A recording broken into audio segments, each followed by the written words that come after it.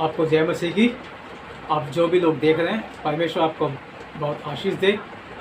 आज मैं आपको अपने जीवन से कुछ गवाही देना चाहता हूँ, आपको बताना चाहता हूँ कि कैसे परमेश्वर ने मेरे जीवन में बहुत से अद्भुत काम किए और चमत्कार किए।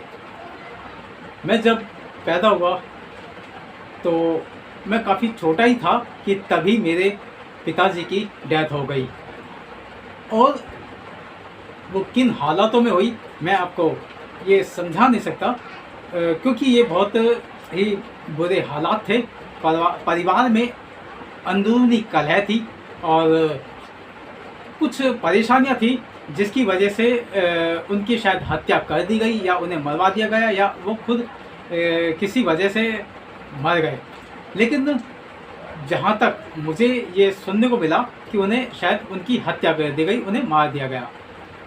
फिर कुछ दिन बाद ऐसे ही एक और वारदात में मेरी माँ की हत्या कर दी गई, और उससे भी ये साबित करने की कोशिश की गई कि वो एक एक्सीडेंट था। हालांकि ये किसी तरह से साबित नहीं हो पाया कि हत्या की गई या नहीं की गई, क्योंकि फिर मेरी माँ के पीछे मेरे कोई साथ देने वाला था नहीं, तो कोई उनकी मदद नहीं कर पाया। मेरी नानी थी, वो काफ़ी बुजुर्ग थी, तो वो भी उनकी मदद नहीं कर पाई, और इस तरह से मेरा एक परिवार जो था वो ख़त्म हो गया। अब मैं अकेला था और मेरी एक छोटी बहन भी थी, और फिर हमारी जो ग्रैंड मदर मेरी नानी थी, उन्होंने हमें एक अनाथ आश्रम में भर्ती करवा दिया। अनाथ आश्रम का जीवन शायद आपको नहीं पता। अगर आपने कभी किसी के मुंह से जेल की कहानी सुनी हो कि कोई जेल जाता है तो वहाँ कैसा व्यवहार होता है, तो वैसा ही व्यवहार अनाथ आश्रम में हमारे साथ होता था। हालांकि वहाँ पे टाइम पर खाना भी मिलता था, कपड़े भी मिलते थे, सब कुछ है, लेकिन जो मानसिक प्रताड़ना और शारीरिक जुल्म वहाँ होते थे, उन्हें मैं आपके सामने बयान नहीं कर सकता। ये बहुत ही दुर्व्यवहार होता था, और कई बार तो सहने से ज़्यादा बाहर हो जाता था, और हम किसी को बोल नहीं सकते थे कि कोई आकर हमारी मदद करे।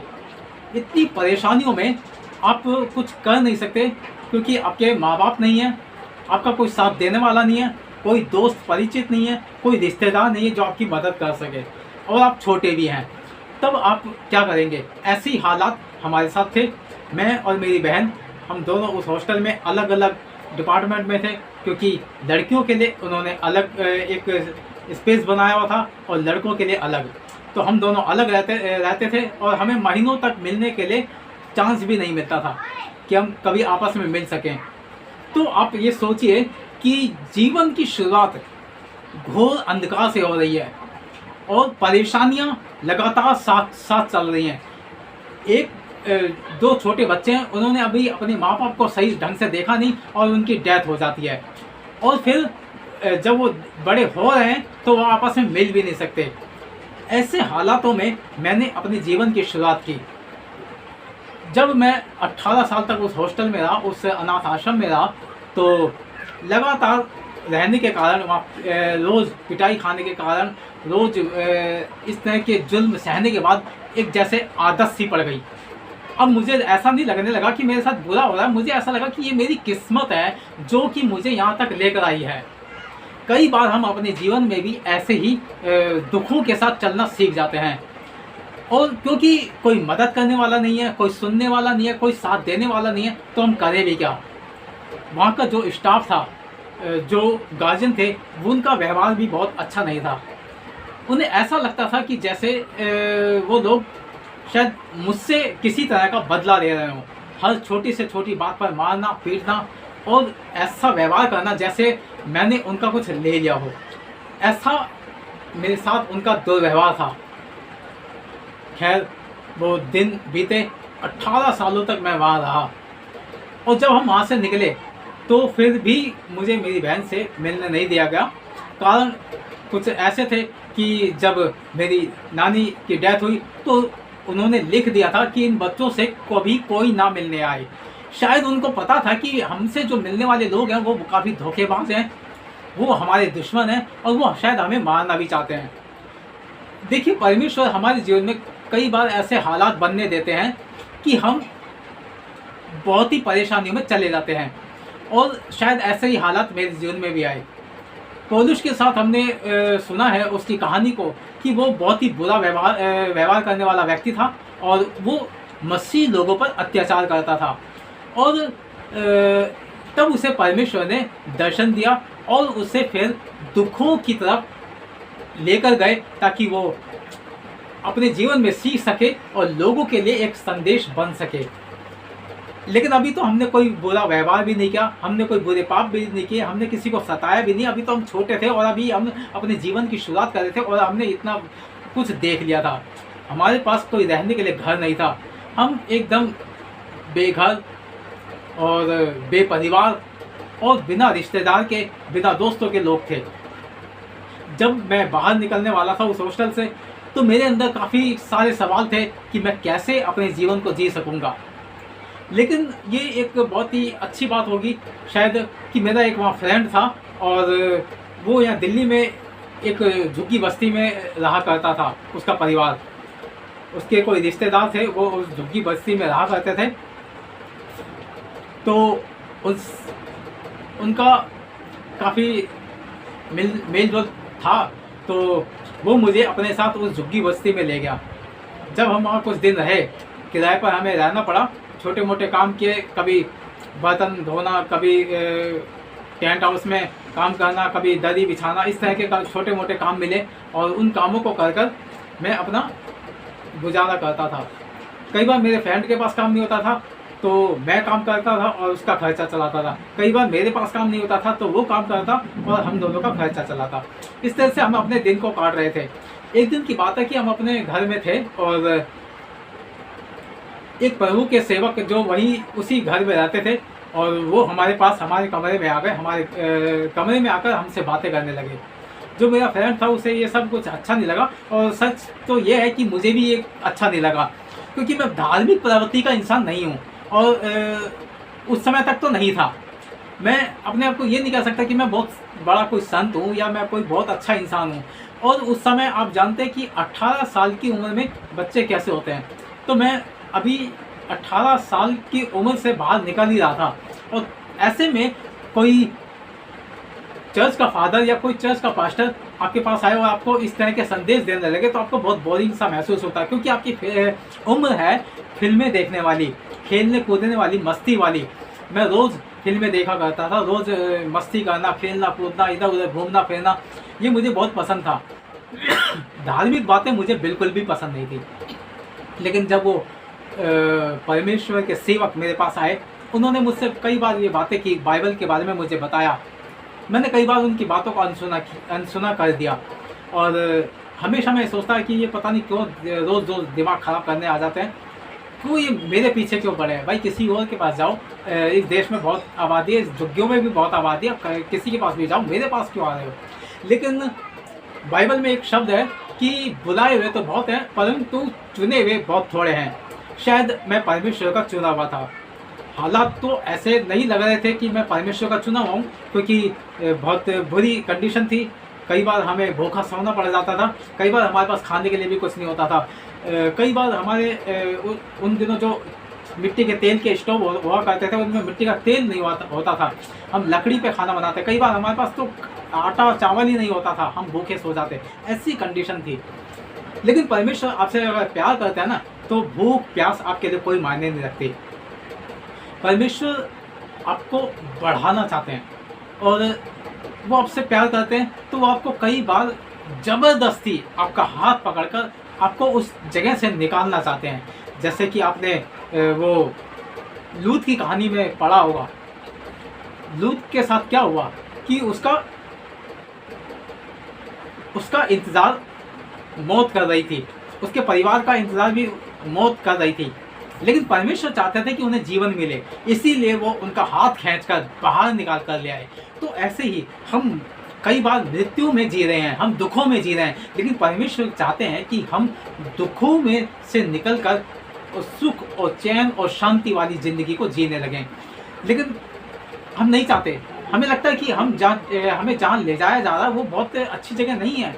हमें लगता है कि हम जहाँ हैं वो बहुत सही जगह है, यहाँ सुख है, शांति है और मौज मस्ती है, सब कुछ है। लेकिन ये सच नहीं है। ये सुख जो है बहुत थोड़ी देर का होता है और हमारे लिए आगे बहुत सारे दुखों को खड़ा कर देता है। आपको बता रहा था कि वो जो पास्टर थे, परमेश्वर के सेवक, वो जब लगातार हमारे पास आते, हमसे बातें करते, तो मेरे दोस्त को तो काफ़ी बुरा लगता था। लेकिन मैंने सोचा कि जब ये इतना बताते हैं तो क्यों ना इसको परखा जाए। और तब मैंने बाइबल पढ़ना शुरू की। मेरे पास एक फ्रेंड की बाइबल हुआ करती थी, मैं उसे रोज़ पढ़ता, रोज़ प्रार्थना करने की कोशिश करता। मुझे प्रार्थना करनी नहीं आती थी लेकिन मैं कोशिश करता और प्रार्थना करके उस बाइबल को पढ़ने लगता। मुझे कई महीनों तक, या मैं ये कहूँ कि कई सालों तक, मुझे वो बाइबल कभी समझ में ही नहीं आई। मुझे लगता था पता नहीं क्या फालतू की बातें इसमें लिखी हुई हैं, बस दूसरे लोगों की कहानियाँ लिखी हैं, इनको पढ़ के हमें क्या फ़ायदा होगा। लेकिन परमेश्वर लगातार मुझसे बातें क्या करते थे कि तू पढ़ता जा, तू इसे सुनता जा। और मैं लगातार उसे पढ़ता रहा, सुनता रहा, समझता रहा। और कई बार शायद मेरे को वो ढंग से समझ में नहीं आता था, लेकिन कहते हैं कि परमेश्वर आपसे बातें करते हैं और परमेश्वर आपके जीवन में काम करना चाहते हैं। तो ऐसा ही हुआ कि परमेश्वर कुछ कर रहे थे, वो मुझे उस वक्त समझ में नहीं आ रहा था, लेकिन परमेश्वर कुछ काम कर रहे थे और धीरे धीरे उन्होंने मेरे जीवन में काम करना शुरू कर दिया। अब मुझे रोज़ जो मौज मस्ती वाली जो बातें थी मेरे जीवन में, वो धीरे धीरे मुझसे दूर होने लगी। अब मुझे फिल्में देखने का जो शौक़ था वो मेरे अंदर से निकलने लग गया। अब मेरा झुकाव ज़्यादातर परमेश्वर के जो वचन होते थे, परमेश्वर के संदेशों पर मेरा झुकाव ज़्यादा होने लग गया। अब मुझे ऐसे लगा कि जैसे अब मुझे परमेश्वर के लिए और लोगों के लिए अपना जीवन समर्पित करना है। मैं लगातार बाइबल पढ़ता रहा और उससे नई नई चीज़ों को सीखने लगा। वहाँ मुझे एक और संदेश पढ़ने को मिला जिसमें लिखा था, यीशु मसीह ने कहा कि यदि कोई तेरे एक गाल पर थप्पड़ मारे तो दूसरा भी उसकी ओर फेर दे। ये आपने अक्सर करके सुना होगा कि गांधी जी ने कहा था कि अगर आपके गाल पर कोई एक थप्पड़ मारे तो दूसरा उसकी ओर फेर दो। तो ये गांधी जी से पहले यीशु मसीह ने कहा, यानी कि गांधी जी भी यीशु मसीह की बातों पर चला करते थे। वो उनकी बातों को सुना करते थे, समझा करते थे। वो उनकी पढ़ाई भी इंग्लैंड से हुई थी और वो, इसका मतलब है कि वो बाइबल ज़रूर पढ़ते होंगे अगर उन्होंने इंग्लैंड से अपनी पढ़ाई की। तो वैसे ही अगर हमारे देश के महान राष्ट्रपिता बाइबल की बातों को मान सकते हैं, उन पर चलकर उनकी बातों को फॉलो कर सकते हैं, हमारे लिए तो बहुत ज़रूरी हो जाता है कि हम भी उनकी बातों को, उन बाइबल की बातों को सुने, समझे और उस पर चलें। जब एक पास्टर का मेरे जीवन में आगमन हुआ तो मेरा जीवन वहाँ से बदलना शुरू हुआ। उस समय मेरे पास बिल्कुल भी कुछ नहीं था और केवल एक छोटा पतीला था जिसमें हम खाना बनाते थे और एक दो गिलास थे, वो टूटे हुए गिलास थे, ऊपर से वो कटे हुए थे और बहुत हमारी दयनीय, बहुत ही बुरी हालत थी, या मैं कह सकता हूँ। तो ऐसे हमने अपना जीवन शुरू किया था। और आज मेरे पास, मैं ये तो नहीं कह सकता कि मेरे पास बहुत बड़ा मकान है या बहुत बड़ी गाड़ी है या कुछ है, बंगला है, ऐसा कुछ नहीं है। लेकिन हाँ, मैं वहाँ से बहुत आगे निकल आया हूँ।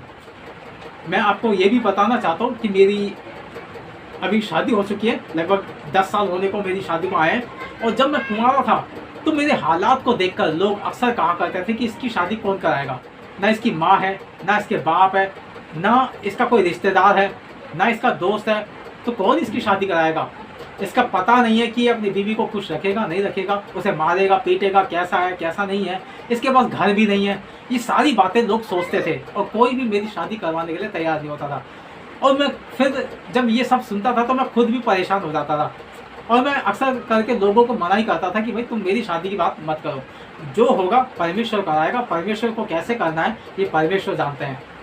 तो मैंने अपनी सारी चिंता शादी की परमेश्वर पर छोड़ दी थी और कहीं कहीं थोड़ा बहुत मैं अपने अंदर भी इस बात को लेकर चलता था कि शादी तो एक दिन होगी, लेकिन कैसे होगी ये मुझे नहीं पता।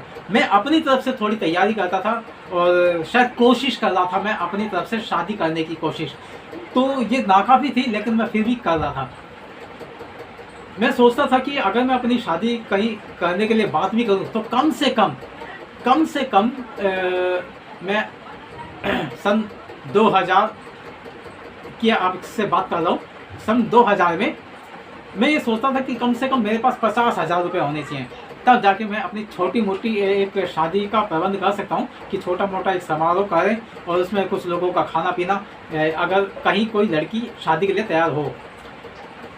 मेरी तो योजना यही थी, लेकिन परमेश्वर की योजना कुछ और थी। काफ़ी दिन बीत गए और लगभग शायद 10-15 साल बीत गए। मैं लगातार प्रार्थना करता रहा परमेश्वर से कि मेरी शादी हो, और मैं किसी को बताया नहीं करता था, क्योंकि मुझे लगता था कि बताना कुछ फिजूल है, क्योंकि भाई मेरा कोई परिवार नहीं है। मैं किसी को कैसे क्या बताऊंगा, किससे मैं कैसे बात करूंगा कि हाँ भाई मेरे पास घर है, मेरे पास परिवार है, मेरे पास नौकरी है। मेरे पास तो कुछ भी नहीं था, ना मेरे पास कोई काम धंधा, ना मेरे पास घर, ना कोई परिवार। तो मैं कैसे बात करूंगा किसी से अपनी शादी की। तो ऐसे ही दिन कटने लगे और एक दिन की बात है कि मेरा जो फ्रेंड जो मेरे साथ रहा करता था शुरुआती दिनों में, उसने कहीं सुना कि एक कोई परिवार है और उनकी एक लड़की है, वो उसकी शादी कराना चाहते हैं। और उसको ये अपने साले से, जो उसका ब्रदर इन लॉ है, उससे ये जानकारी मिली। तो उसने मुझे बताया कि ऐसे ऐसे एक लड़की है और वो चाहते हैं कि कोई ऐसा लड़का मिले जिसका ना घर हो, ना जिसके परिवार हो, कोई भी ना हो, अकेला हो, और उससे हम अपनी लड़की की शादी कराना चाहते हैं। तो उसने बताया कि मैंने उन्हें बताया कि जैसा आपको लड़का चाहिए बिल्कुल ऐसा ही लड़का मेरी नज़र में है, और आप चाहो तो उसको देख लो, उससे बातें कर लो, उससे मिल लो। तो मैं सोच रहा था कि शायद हो सकता है कि वो लोग भी बाद में मुकर जाए, जब वो देखेंगे कि भाई जैसा हमने बोला वैसा तो है, लेकिन वो तो कोई काम भी नहीं करता, उसके पास कोई घर भी नहीं है, कुछ है ही नहीं, तो हम इससे इसकी शादी कैसे करें, अपनी लड़की की शादी कैसे करें। भाई कल को हमारी लड़की परेशान होगी तो वो रोएगी, परेशान होगी, हमारे पास आएगी, तो हम कैसे ये सब कर लें। तो खैर वो लोग अगले दिन आए, उन्होंने मुझसे मुलाकात की, मिले, और वो केवल मिलने के लिए आए थे, मुझसे केवल मुझे देखना चाहते थे। लेकिन हैरानी की बात यह है कि जैसे ही वो आए, मुझसे मिले और मुझसे बात की, तो उन्होंने कहा कि हम ऐसा करते हैं, आज ही शादी कराएंगे और आज ही हम सारी तैयारी कर लेते हैं। मैंने उनसे बताया कि भाई देखो, अभी तो मेरे पास कोई ढंग का काम भी नहीं है, और काम की बात तो दूर है, मेरे पास तो कोई पैसे भी नहीं है कि मैं कुछ कर सकूँ, तो आप कुछ दिन इंतज़ार कर लो। तो उन्होंने कहा नहीं कोई बात नहीं है, हम बहुत ही छोटा सा प्रोग्राम करेंगे, केवल 5-6 लोग होंगे, हम 5-6 लोगों का खाना करेंगे और एक घर के अंदर शादी कर लेंगे। और फिर हम, जो मेरा फ्रेंड, उसका ब्रदर इन लॉ और उसकी वाइफ वगैरह सब लोग वहाँ इकट्ठे हो गए एक कमरे में। वहीं पे एक आदमी को बुलाया गया जो कुछ मंत्र वगैरह जानता था। उन्होंने वहाँ मेरी शादी करा दी इस लड़की के साथ। अब मेरी शादी को लगभग अब 10 साल होने वाले, तो इस बात को लगभग 10 साल बीत चुके हैं शादी हुए।